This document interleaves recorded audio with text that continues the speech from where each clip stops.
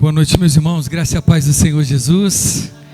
Que alegria, pastor Edgar, Laís, pastor Fred também, pastor Jefferson, Humberto.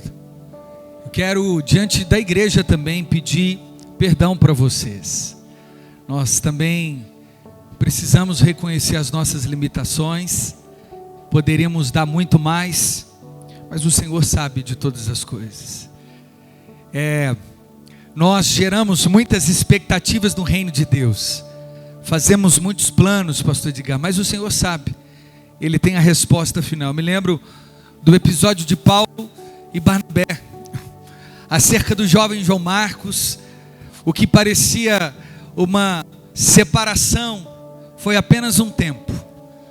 Paulo decidiu continuar para um caminho. Barnabé pegou João Marcos, o menino mais novo, e seguiu, voltando, confirmando as igrejas até Antioquia. Mas ao final o apóstolo Paulo escreve a sua última carta, dizendo: Timóteo, traga os meus pergaminhos, os meus livros, uma capa, e traga-me também João Marcos, porque ele é muito útil ao meu ministério. Então nós cremos que a nossa aliança não é em vão. O Senhor sabe de tudo. Talvez seja mesmo esse tempo de cura, tanto para mim, para minha casa. Para quem não sabe, nós plantamos a IBR em São Paulo, pela misericórdia do Senhor, em um tempo desafiador. O Senhor fez, mas quando voltamos para cá, eu e a minha esposa já um pouco adoecidos, o Senhor hoje tem restaurado a nossa força e a nossa sorte. E nós devemos também um pedido de perdão para todos os irmãos dessa congregação. Nós amamos vocês, amém? Glória a Jesus. Hebreus capítulo 9, eu quero falar sobre a mesa da comunhão, que começa na primeira reunião cultica. Quando eu venho na IBR, obrigado irmão, eu tenho que usar um vocabulário diferente, porque aqui os irmãos são bereanos, amantes da palavra. Hebreus capítulo 9, o autor desconhecido e tão próximo da cultura hebraica, com tanta propriedade, ele escreve Hebreus capítulo 9.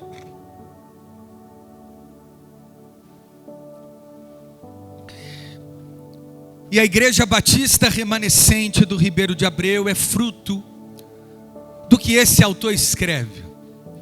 O tema desse aniversário é resposta daquilo que Deus mostrou como sombra no passado.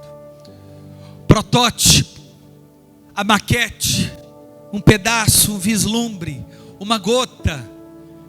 Mas progressivamente ele foi descortinando. Como o autor diz, a vereda do justo é como a luz da aurora. Ela vai brilhando, brilhando até ser um dia perfeito. Nós vamos perseverando, perseverando, até chegarmos o dia da nossa perfeição, onde receberemos um nome, um novo corpo, novas vestes, e o novo céus descerá sobre nós. A nova Jerusalém. Então tudo que nós vamos ler, o Senhor já estava preparando a comunidade veterotestamentária. O que é isso? O povo da antiga aliança. Você precisa entrar na história para perceber. Imaginemos um povo que não conhecia Deus, mas Deus os conhecia. Um povo que não tinha lei, mas Deus sempre estabeleceu, mas revelou a esses homens. O que Deus está fazendo aqui nesse período é comunhão. Essa palavra que Atos diz após o dia de Pentecostes, em um dia tão especial como hoje. Hoje é o domingo de Pentecostes, comemorado pelo calendário judaico cristão. Hoje completa 50 dias após a morte e ressurreição de Cristo Jesus. Passa-se a Páscoa. Nós contamos 7 semanas de dias vezes 7. E no 50º dia, por isso que chama Pentecoste, 5. Vocês lembram? Muitos tenta, mas só o Brasil é penta. Porque ele tem quantos títulos? 5. Então, quando o autor escreve sobre o Pentecoste, a festa das primícias, o Senhor também estava falando de a comunhão que Ele deseja para o seu povo. O Senhor nunca desejou que as nações sentassem à beira, mas à mesa. Amém? Vamos ler Hebreus 9, a partir do verso 1. Serei breve, se Deus quiser, até meia-noite em ponto eu termino, em nome de Jesus. Verso 1. Ora, a primeira aliança tinha regras para adoração e também um santuário terreno. No verso 2, foi levantado um tabernáculo na parte da frente, chamado lugar santo. Estavam o candelabro, a mesa e os pães da presença. Por trás, no verso 3, do segundo véu, havia a parte chamada lugar santíssimo, aonde encontravam o altar de ouro, para o incenso e a arca da aliança, totalmente revestida de ouro. Nessa arca estava o vaso de ouro, contendo ali o maná, a vara de Arão que floresceu e as tábuas da aliança. No verso 5 o autor diz: acima da arca estavam os querubins da glória, que com sua sombra cobriam a tampa da arca. A respeito dessas coisas não cabe agora falar detalhadamente. No verso 6, estando tudo assim preparado, os sacerdotes estavam regularmente no lugar santo do tabernáculo, para exercer ali o seu ministério. No 7, no entanto, somente o sumo sacerdote entrava no lugar santíssimo apenas uma única vez por ano, e nunca sem apresentar o sangue do sacrifício que ele oferecia por si mesmo e pelos pecados que o povo havia cometido por ignorância. No verso 8, terminando desta forma, o Espírito Santo estava mostrando que ainda não havia sido... Espera aí, eu tenho que aumentar minha Bíblia aqui, viu, irmãos? Aonde que eu parei? Por isso que é bom eu repetir o versículo, né? Não havia sido manifestado o caminho para o lugar santíssimo, enquanto permanecia o primeiro tabernáculo. Verso 9, isso é uma ilustração para os nossos dias, indicando que as ofertas e os sacrifícios oferecidos não podiam dar ao adorador uma consciência perfeitamente limpa. Eram apenas várias cerimônias de purificação com água.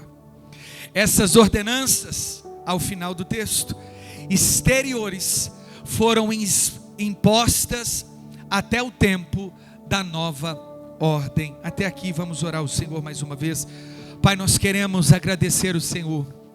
Obrigado por esses 365 dias que foi aberto institucionalmente essa igreja, mas ela sempre existiu no seu coração desde a eternidade. Cada um dos dias dessa igreja escrito foi determinado, designado pelo Senhor. É o Senhor que tem preparado para essa igreja esse tempo e tempos vindouros de prosperidade, paz e alegria, de crescimento, celeiros que aumentarão, lagares que transbordarão de vinho novo, Senhor, sementeiras que receberão novas sementes. O Senhor tem preparado um caminho mais excelente do que os nossos. O Senhor tem aberto caminhos para que a sua igreja, pavimentada pelo Espírito, que rompe trevas, grilhões, a sua igreja que avança diante do império das trevas, e ele não resiste, a sua igreja tem avançado, e por isso as portas do inferno jamais poderão prevalecer contra a sua igreja. É uma igreja aliançada com o reino dos céus, é uma igreja fortificada na graça, uma igreja deleitada na palavra, uma igreja emergida no Espírito, uma igreja cheia do poder, uma igreja onde a revelação é descortinada diante das Escrituras. Por isso, Pai, haja dessa parte nessa noite ainda mais um cumprimento daquilo que o Senhor apenas está começando a fazer. Porque fostes fiéis no pouco, no muito eu vos colocarei, diz o Senhor. Vocês foram aprovados para um novo tempo e uma nova estação. Mas jamais se esqueçam de lavar as suas vestes. Mantenham as suas mãos e o coração puro. Jamais percam a minha presença da vista de vocês, diz o Senhor. Atentamente estejam inclinados com os ouvidos, e eu continuarei falando com vocês, e através de vocês, para a glória do meu nome. Assim diz o Senhor. Você pode aplaudir?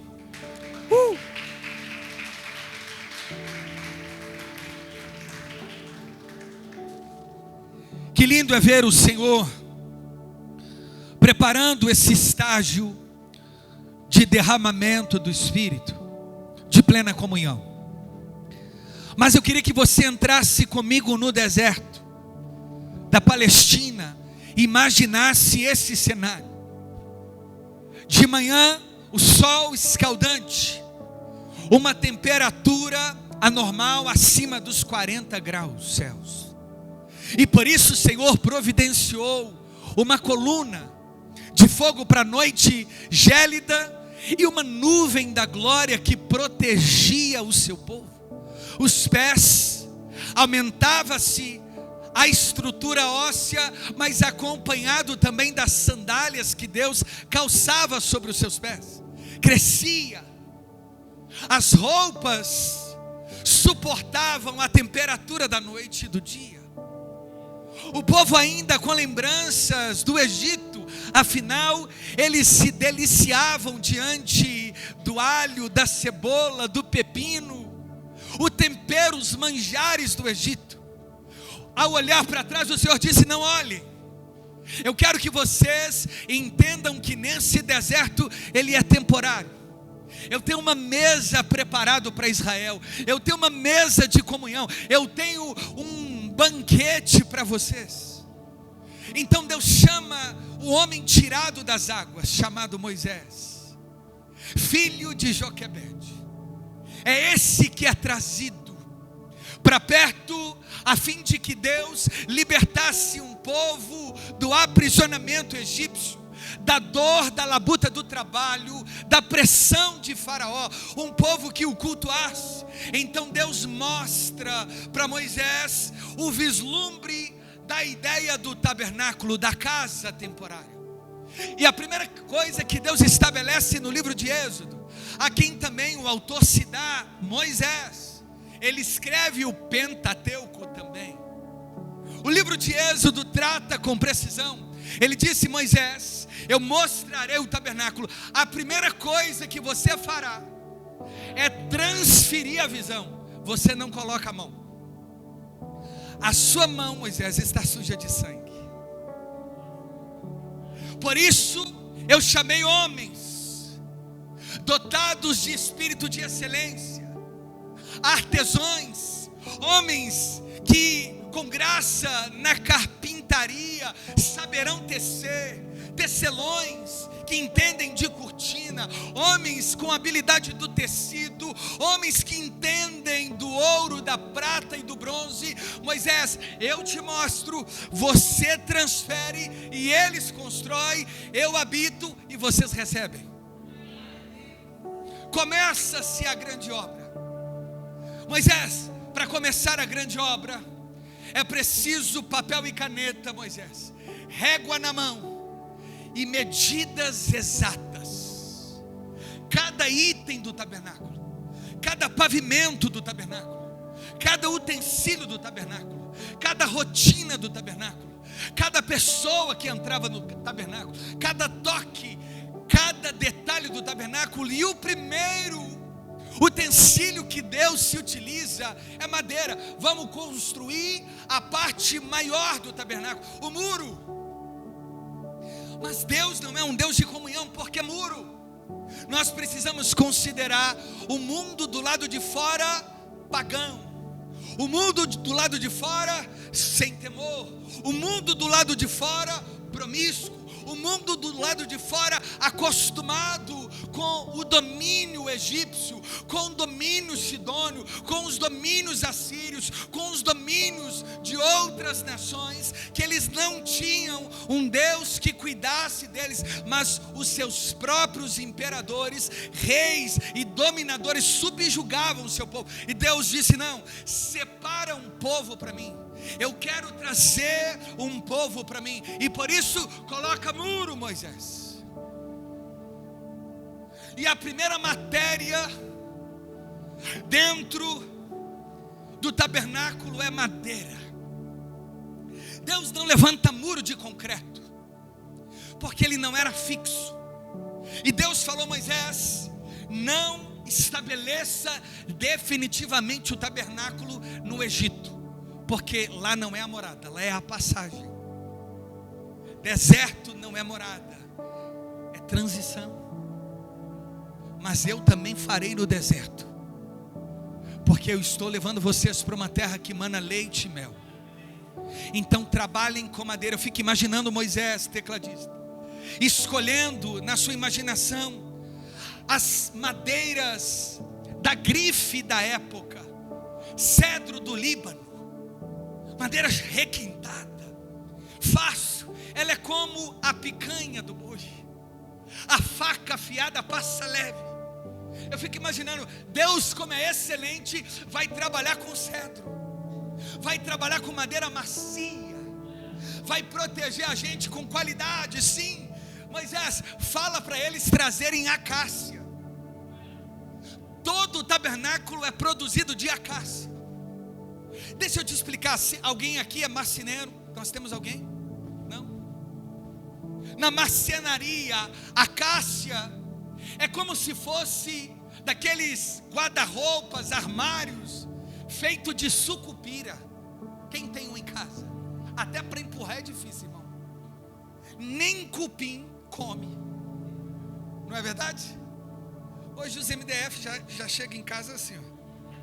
Sim ou não? Compramos uma cama para o Pedro nova, a cama já está assim, ó.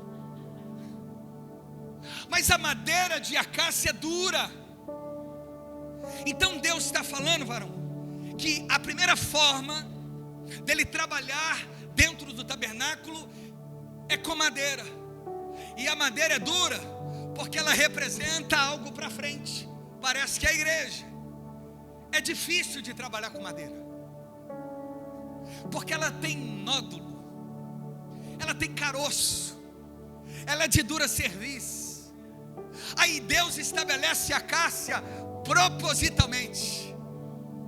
Não tem essa história. Teve um ministério chamado El Chan, uns tempos atrás, ministério de louvor, e ele dizia: pau que nasce torto nunca se endireita.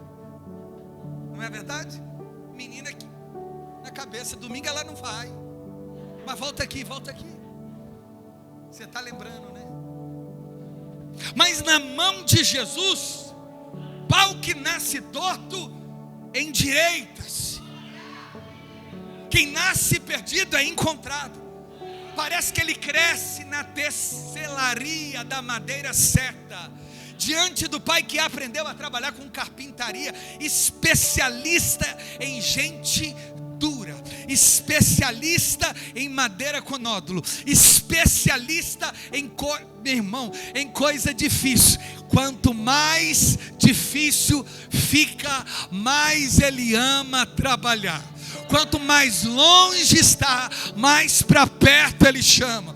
Quanto mais rebelde, mais Ele quebra. Quanto mais teimoso, mais Ele desperta. Quanto mais desobediente, mais Ele aperta. Ele ama trabalhar com a Cássia.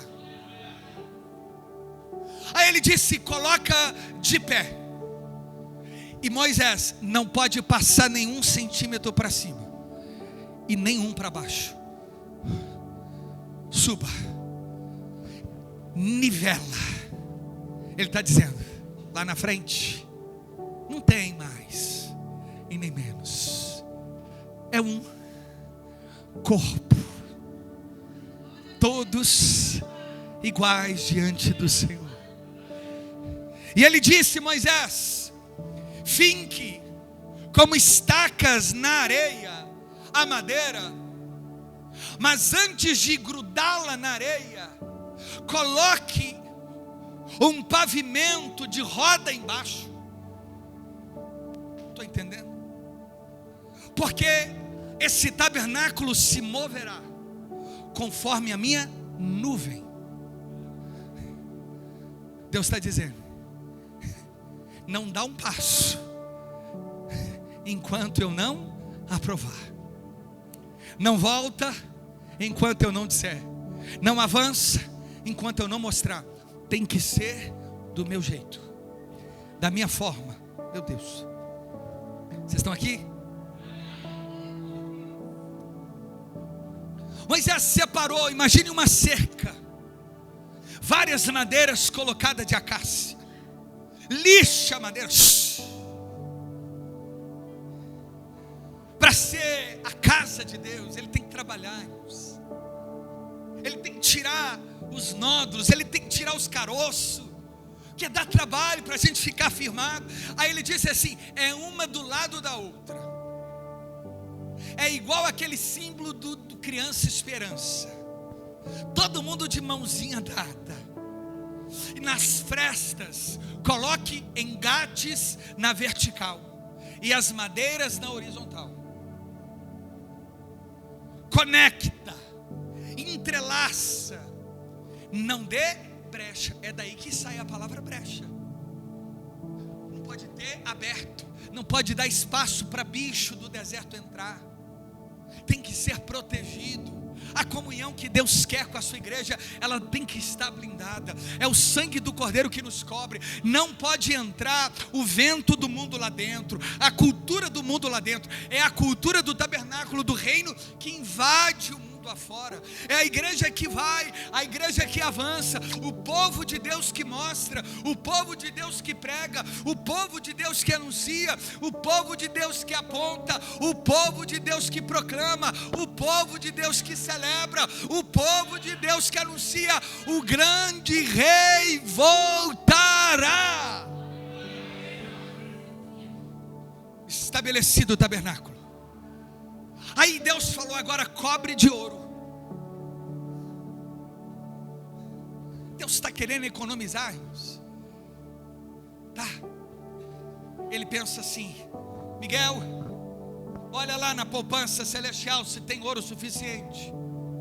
Irmãos, aqui a gente luta e morre para ter ouro no pescoço, no dedo,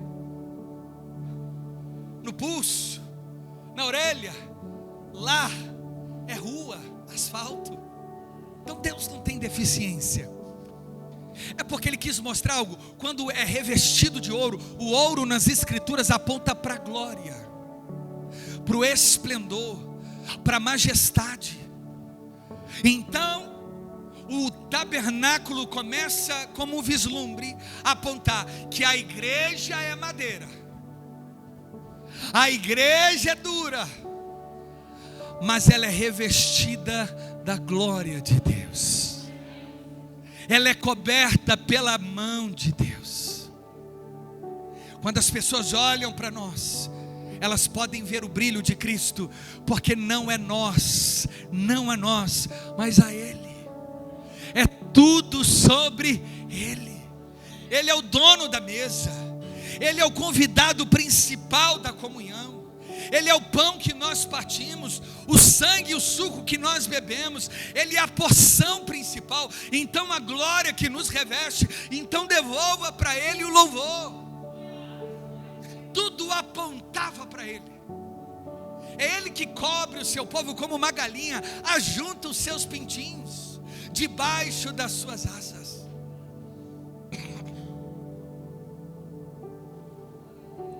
Diga primeiro o pavimento. Mais alto, primeiro o pavimento. Ele estabelece, não precisa dizer não, uma porta para o leste. Porque se eles estavam no deserto sem destino, Deus manda colocar uma porta na direção de onde eles habitariam um dia para sempre. Israel. Israel é menor do que o Ribeiro de Abreu, em termos de tamanho geográfico. Imagina, o Ribeiro de Abreu, em geografia, é maior do que o estado, o país de Israel. Imagina isso. Então abre uma porta, não larga, mas uma porta estreita, e começa a se estabelecer a cultura da adoração e da comunhão. Moisés mostra para esse povo que nós teremos uma única família que servirá dentro do tabernáculo. Só eles receberão a oferta, cuidarão da mesa, acenderão o candelabro, receberá o sacrifício. Separa para mim o seu irmão e os filhos do seu irmão Moisés. Arão, a linhagem araônica que dá aos levitas. Os levitas deveriam cuidar da ordem do culto, varrer o tabernáculo. A gente acha que levita só canta, né?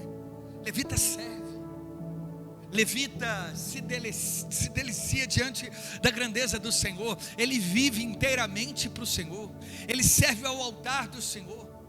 E a canção é parte da adoração. Ele tem vida 24 horas com o Senhor. Por isso que levita, que acha que é levita, só canta, cantor. Você viu esse ministério apresentando aqui? Homens de Deus, adoradores. Eles atraem a presença. Então Deus estabelece a porta. O primeiro pavimento é chamado de átrio, um lugar comum, mas já é a primeira separação entre o mundo e a presença de Deus. Esse lugar, uma pessoa comum entrava, mas não de mãos vazias, a não ser como oferta ao Senhor alçada, como nós lemos. Não se podia chegar diante da presença. Não foi a igreja que estabeleceu, irmãos, oferte, irmãos, entregue. Não, isso não é coisa de pastor, isso é coisa de Deus. Não venham diante da minha presença sem algo nas mãos. Então culto não é lugar onde você só recebe. Culto naquele tempo, e sempre foi, é lugar onde você entrega, você doa, você faz. Vocês estão entendendo isso aqui? Tabernáculo. Então olha só, pastor Edgar, para se ter perdão de pecados, ele estabeleceu vários tipos de oferta. Se o pecado era mentira, uma rolinha bastava. Se o pecado era homicídio, um cordeiro era necessário. Se era falso testemunho, um bode. Se era gratidão, incensos, aromas, pães. Para cada ação tinha uma resposta cultica, porque a mesa nos traz responsabilidade. Nós queremos descer águas profundas, mas estamos com a cabeça no raso. A gente quer mais de Deus, mas não entrega mais nada mais profundo para Deus. Nós queremos novos níveis de revelação, mas continuamos estagnados. A oferta da rolinha, nós queremos experimentar o milagre do cordeiro. Não tem como. Na mesa nós deliciamos, mas é necessário responder diante dessa adoração. Então se tinha o átrio tinha dois principais utensílios lá dentro. O primeiro utensílio à sua direita, assim que você entrava, tinha uma bacia de bronze com água, purificação. À frente, um altar chamado holocausto, que não poderia apagar lenha, e o fogo arderá e não se apagará. A primeira coisa que a gente aprende na comunhão, quando nós estamos diante do Senhor, é necessário purificarmos para o sacrifício vivo. Eu sou o sacrifício vivo. Isso tudo Deus está mostrando para Israel, a importância de sentar à mesa, porque não era todo mundo que tinha comunhão com o Senhor. Olha esses ritos que o autor disse, olha a importância. Ora, a primeira aliança tinha regras para adoração. Hoje nós temos o privilégio da comunhão, da adoração sem regra. Mas porque ela não existe, ela caducou? Não, porque alguém cumpriu a totalidade delas para dar acesso à sala do Santo dos Santos, para que você adorasse em espírito e em verdade. Por isso ele procura os verdadeiros adoradores, por isso ele caça os genuínos adoradores. Ele procura quem adora do lado de fora, mas quem se constrange do lado de dentro. Ele procura quem levanta as mãos, mas quem se derrama diante da presença dele. Ele está nos convidando a sentar à mesa, porque alguém pagou o preço para que eu e você estivéssemos ali, celebrando com o Senhor, tendo comunhão com o Senhor, vendo a manifestação da sua glória. Ele nos chamou para estar com ele definitivamente. Nada nem ninguém mais pode nos separar desse lugar, nada pode nos tirar desse lugar, nada pode nos remover desse lugar. Ele nos chamou a sentar à mesa com ele.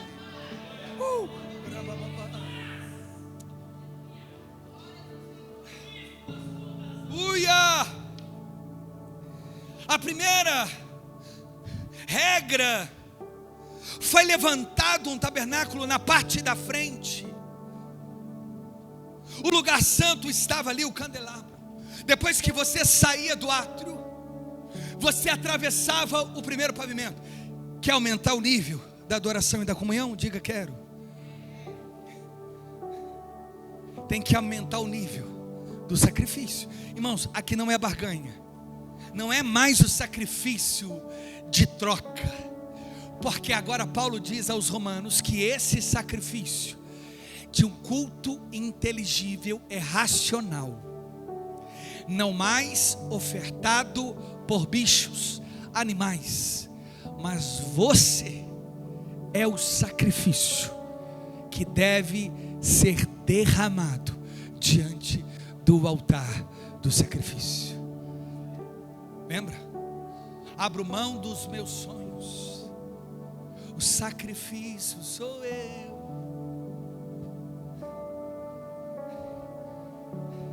A comunhão exige, irmãos, uma escolha necessária para sentar nessa mesa. Temos que dizer não para outras mesas, para estar nesse culto. Temos que dizer não a outros cultos. E eu não digo a outras igrejas, porque outros preferem o cultos do prazer, os cultos das vontades. Em pleno domingo próximo, talvez da sua casa está rolando agora um grande pagode. Outros cultos, bailes, pessoas perdidas, prostíbulos abertos, bocas de fumo funcionando a todo vapor no domingo. Não para, tem outros cultos. Estádios de futebol lotados, agora outros cultos. Eu não estou dizendo que você não possa ter tempo de lazer, mas o momento da comunhão requer também esse sacrifício. É por isso que quando era necessário entrar no lugar santo, você já deveria estar com o cordeiro na mão morto. do lado direito de novo, saiu do átrio. Diga, saí do átrio, saí do comum. Já estou caminhando por uma comunhão maior. Esse lugar é chamado Santo Lugar. O nome não é por acaso. Átrio, todos. Santo Lugar, santas pessoas. Átrio, oferta. Santo Lugar, intimidade. Átrio, desejo, culpa, perdão. Santo Lugar, aceitação, justificação, purificação. Para sentar a essa mesa, saímos do chão. A mulher de Ciro Fenícia, ela sugeriu a Jesus: Senhor, deixa-me participar do banquete.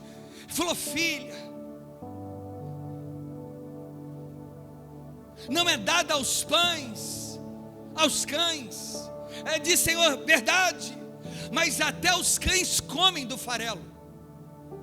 Ele não achou fé tamanho Israel. Sabe o que ela está tentando dizer para Jesus? O pão da vida veio para os filhos, veio para os hebreus, veio para quem estava acostumado com a aliança, mas eles desprezaram a mesa. Aí Jesus disse assim: você cativou meu coração, porque você, comendo no chão, desejou ainda participar. Por isso, em Israel eu não achei tamanha fé como dessa mulher. Meu Deus, Deus não tirou o Ribeiro do mapa, mas o Ribeiro desejou entrar no mapa sem merecer, e Deus entendeu isso. Por isso eu sentarei vocês na mesa da comunhão. Está entendendo isso aqui? Você comia migalha igual eu. Irmãos, a gente não comia o pão que o diabo amassou, porque seria até melhor. Nós estávamos comendo migalha que o diabo desprezou, porque sendo ele adorador, ele deixou a mesa celestial, e agora tenta violar o nosso coração, para que a gente também perca essa comunhão. Pegou? E o Senhor então nos aproxima do santo lugar, à direita, a mesa. Pastor Edgar, interessante, Laís, que no primeiro pavimento da santidade tem mesa, não tem cadeira. Eu falei assim: gente, e a comunhão? Porque no santo lugar não era o lugar de sentar, já estava bom, mas ia melhorar ainda. É lugar de comer e avançar. Não é para você se acostumar com a parede, não é para você se acostumar com esse mundo passageiro. É para você pôr em prática o que Lutero disse. Entenda que você está numa grande hospedagem, em um hotel chiquíssimo. Você arrumou a cama pela manhã, escovou os seus dentes, preparou o cavalo e está pronto para viver o novo aposento celestial. Não se apegue à comunhão passageira apenas. Teremos comunhão para sempre, teremos a presença para sempre.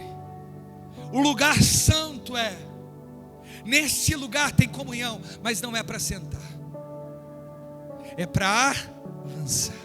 A igreja adora, mas entenda, ainda adoraremos definitivamente. Eu disse, você riu, o culto vai terminar meia-noite, não vai, mas no lugar que ele vai nos levar, o culto nem para, porque ele só começa e não tem hora para terminar.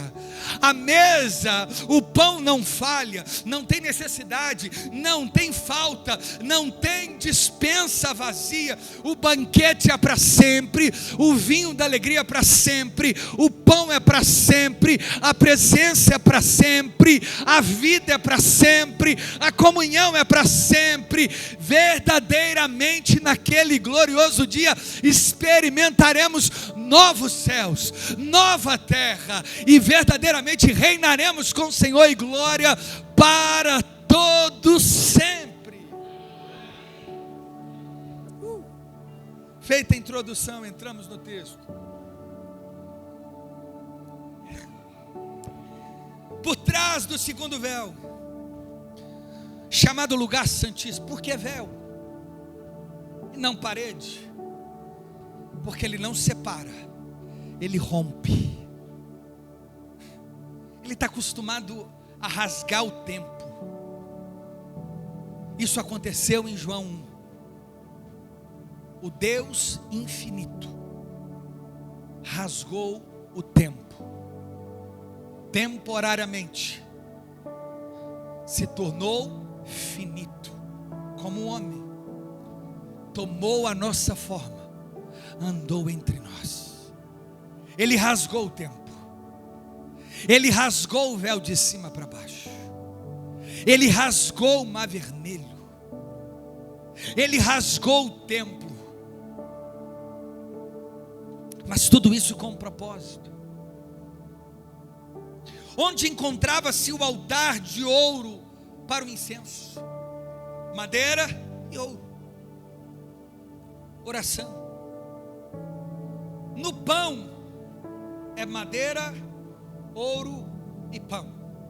Na oração é ouro direto em cima da madeira e incenso.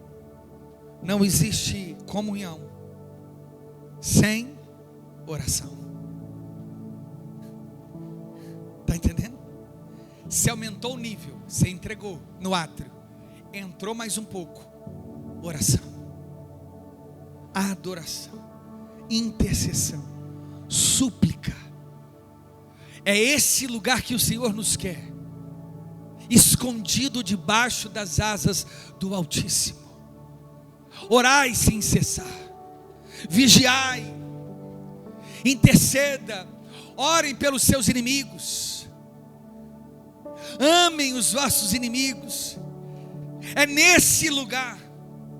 E ele diz, estavam ali no outro espaço. Aí ele estabeleceu o terceiro pavimento, chegando ao final, o lugar santo dos santos. Um véu denso, querubins bordados em todo o véu. Todos deveriam ter acesso? Não, a não ser Arão, o sumo sacerdote. Uma vez por ano ele entrava no lugar santo dos santos. Entrava e já via de frente uma arca, 70 largura, 70 diâmetro, cada detalhe da arca milimetricamente desenhado por Deus. Em cima uma tampa, o nome propiciatório. Por isso que Jesus propiciou o nosso pecado, por causa da tampa. Você vai entender a tampa. Dentro da arca, a vara de Arão, as tábuas da lei e o maná,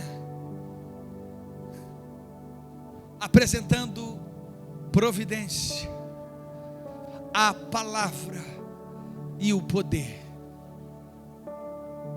Uma vez por ano, o pastor Edgar, como sumo sacerdote, deveria pegar o sacrifício. Olha isso aqui que ele tinha que fazer. O Diniz chegava no átrio, falava ao pastor Edgar como sumo sacerdote, até ali eu podia ir, e entregava a minha oferta de pecado. O pastor Edgar, como sumo sacerdote, recebia o pecado, um cordeiro.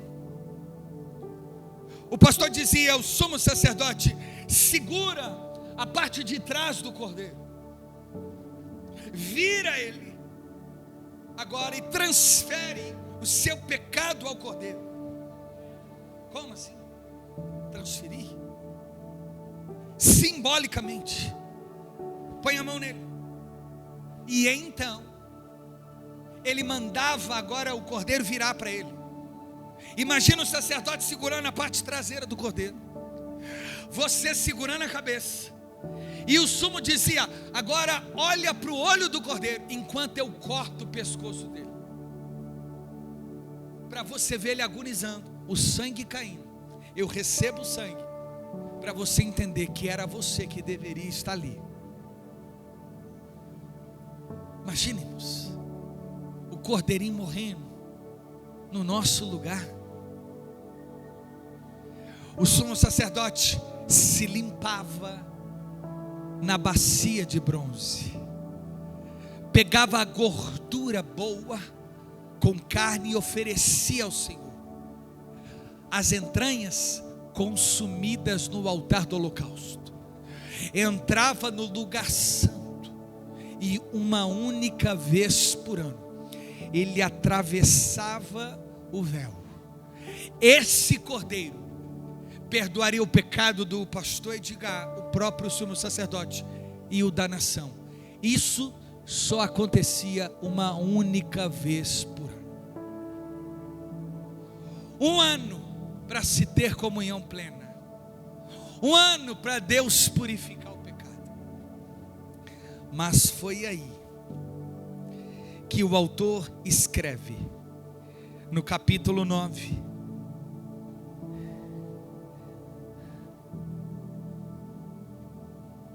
no verso 11, quando Cristo veio como sumo sacerdote, dos benefícios agora presentes, ele adentrou o mais perfeito tabernáculo. Cresce na pacata Belém de Judá, um menino simples, nascido de Maria, de forma virginal. Assustados e atônitos, será que Maria traiu José? Mas o anjo disse: José, em silêncio, eu gerei, eu dei vida, eu coloquei no ventre, e coloca o nome dele, Deus salva. Como é que chama esse nome? Jesus, que quer dizer Deus salva. O menino cresce, com 12 anos confundia os mestres da lei, com 12 anos dava aula do Pentateuco, vai desenvolvendo, enquanto a mãe preocupada em um dos censos em Jerusalém, o menino se perde na vista de Maria e na vista de José. Eles procuram e voltam para casa, e onde o menino estava? Na comunhão, no templo, no partir do pão, ensinando, compartilhando, aprendendo. Ele vai ascendendo em Jerusalém, ele vai crescendo, até que um dia teve festa, chamada Bodas da Caná da Galileia. Entregam para ele dizendo: Senhor, parece que vai ser o primeiro milagre mesmo, mas deixa eu te dizer, a primeira festa de comunhão que o Senhor vem, o vinho acabou, o melhor momento acabou. Ele diz: traz atalhas para mim, traz a água para mim. Quando entregaram a água na mão, ele deu graças e começou a transformar em vinho, e o melhor vinho da época. Então a fama cresceu, muita gente preocupada: quem que é esse maluco, lunático? Ele chegava diante dos enterros como de uma mulher, tocou no caixão e o filho dela reviveu. Ele tocava no olho do cego e eles eram curados. Ele levantava o coxo e paralítico. Ele operava prodígios, sinais e maravilhas. Mas um dia o Cordeiro de Deus entrou dentro do templo. Ele entrou e atravessou a porta, e quando ele entra, ele diz: a partir de agora, eu sou a porta.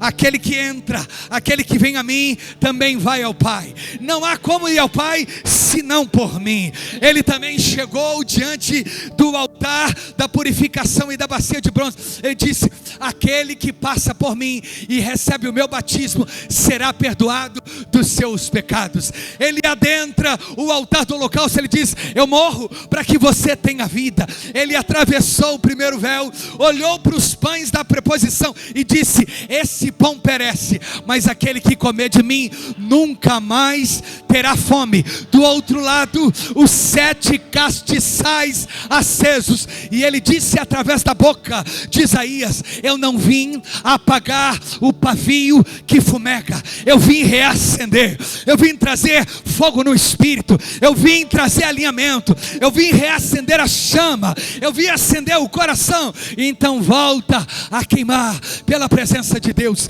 Ele atravessa o lugar santo, o véu de cima para baixo. Mateus relata no capítulo 27, a hora era 9, e eles conclamavam gritando: Eloi, Eloi, lama sabachthani, que quer dizer: Deus meu, por que me desamparaste? De repente se escureceu o céu, ele entregou o seu espírito, mas o véu foi rasgado de cima a baixo. O sacrifício veio, ele entrou dentro do Santo dos Santos, olhou para o propiciatório, para a tampa da arca e disse: para eu levar a IBR comigo, para eu levar o pastor Edgar comigo, a Laís comigo, eu me derramo em cima da tampa.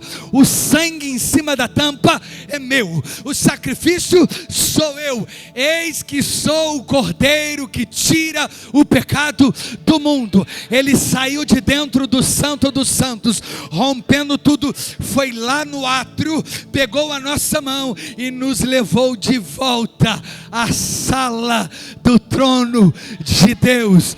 O véu que nos separava já não separa mais. A luz que outrora apagada, agora cada dia brilha mais. Só para te adorar foi que eu nasci. Ele nos reaproximou, ele nos perdoou, ele nos justificou. Onde está a morte?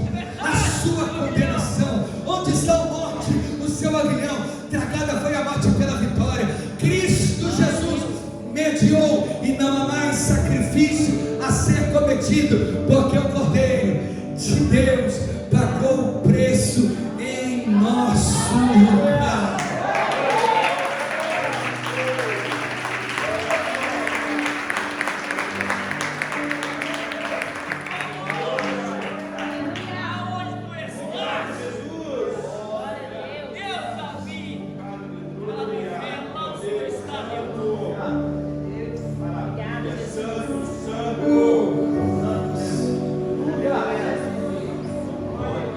Não por meio do sangue de bodes, não por meio de novilhos, verso 12, mas pelo seu próprio sangue. Ele entrou no lugar santíssimo de uma vez por todas. Ele obteve a eterna redenção. Ele nos redimiu. Redimir é pagar a culpa,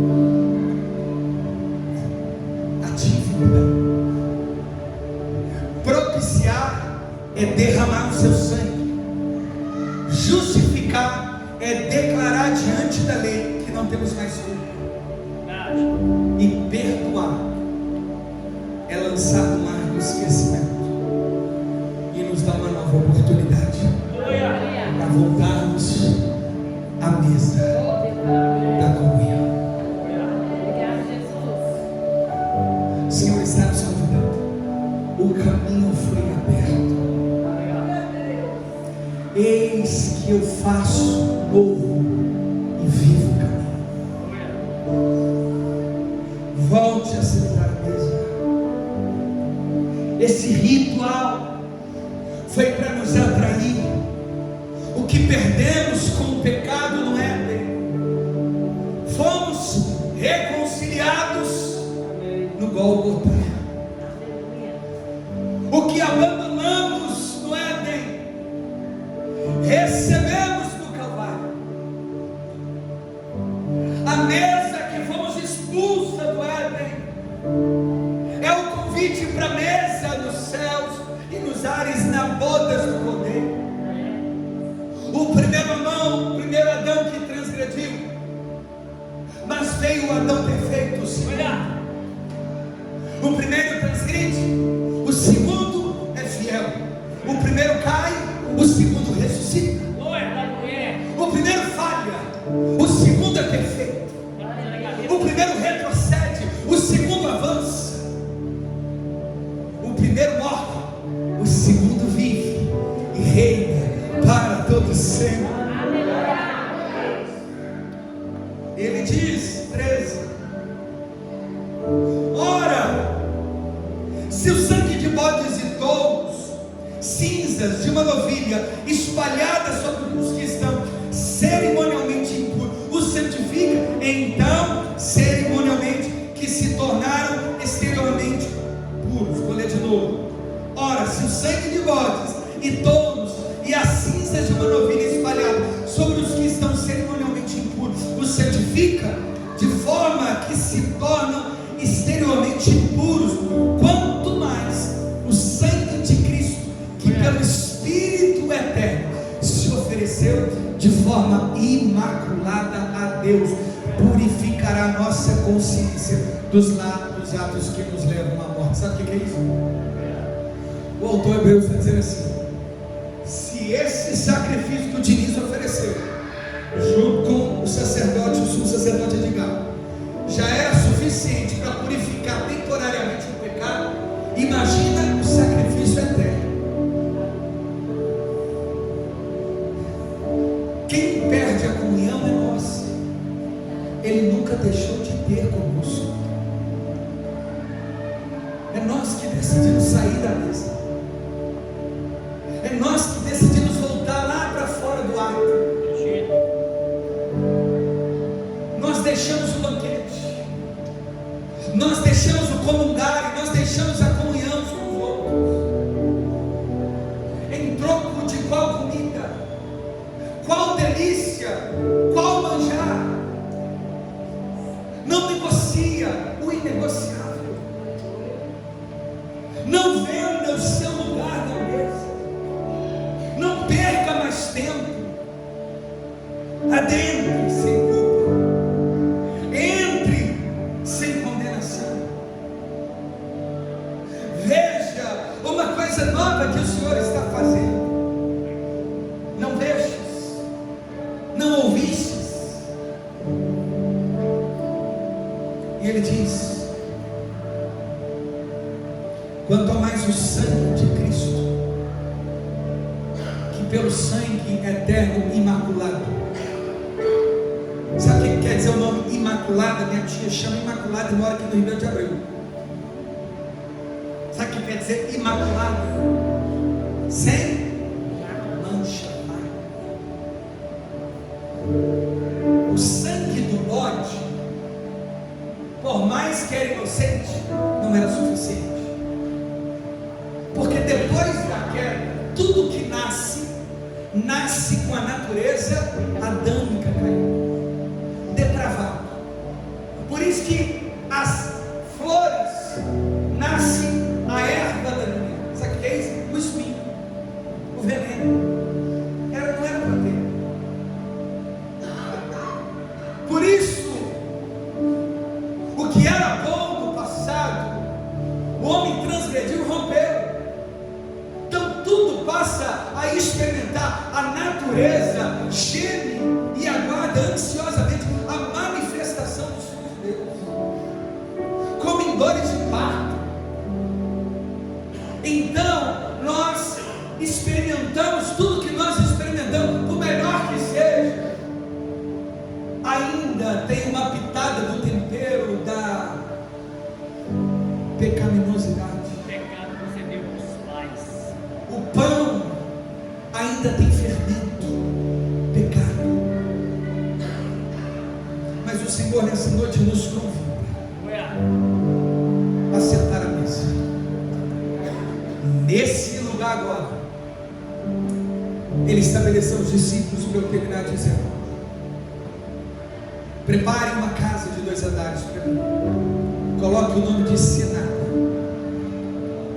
Uma mesa alongada. Preparem as cadeiras. Quando, Senhor? Vocês vão entender. O Filho do Homem será entregue na mão dos homens, mas é necessário que Ele pereça. Mas saiba, ao terceiro dia eu ressuscitarei. Eu voltarei. Mas eu dou uma ordem a vocês: fiquem em Jerusalém, até que do alto sejam vocês revestidos de poder. A mesa revela a comunhão, e a comunhão atrai a presença de Deus. Atos diz: após se cumprir os dias de Pentecostes, 50 dias depois que Jesus morreu e ressuscitou, subindo, eles viram ele em Betânia, subindo, os varões resplandecentes, cabisbaixo alguns, sem esperança, voltaram para Jerusalém. Era o caminho de um dia. Atos registra isso através de Lucas. Eles entraram na casa de Maria, mãe de João Marcos, subiram para o segundo pavimento, assentaram em comunhão no partir do pão.